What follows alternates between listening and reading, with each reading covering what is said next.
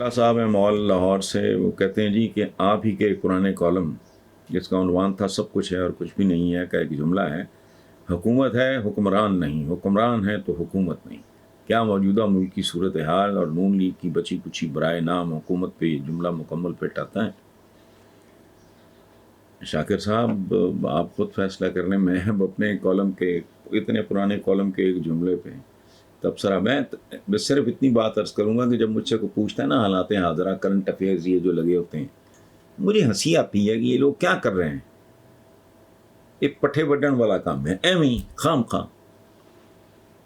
اس کی وجہ ہے میں ہمیشہ ایک بات کرتا ہوں کہ یار کون سی بات نہیں ہو گئی جس پہ اتنی سنسنی خیزی اور فلانا ٹمکانا آپ لوگ کر رہے ہو۔ پاکستان کا تو ہمیشہ سے میرے جس کالم کا آپ نے یہ حوالہ دیا ہے 20 سال پرانا ہوگا، 25 سال پرانا ہوگا، یہ ملک اسی طرح ہی۔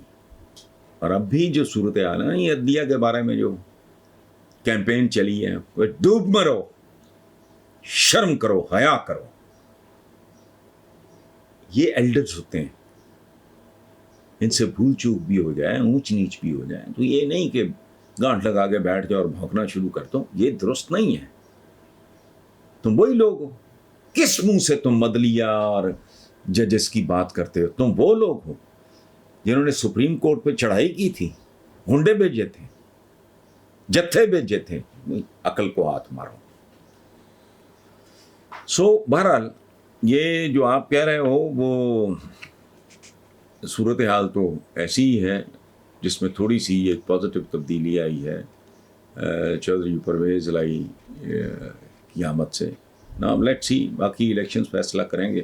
اللہ توفیق دے، لوگوں کو شعور دے، حوصلہ دے، ہمت دے، سوچ دے، ان کے دماغوں میں روشنی دے تاکہ یہ ایک فیصلہ کن جنگ کا آغاز کر سکیں، اور وہ اسی صورت میں ہوگی اگر پی ٹی آئی کو 2/3 ملتی ہے، ورنہ یہی اب میں کیا کہوں، یہی لچ خانہ گند خانہ جاری رہے گا۔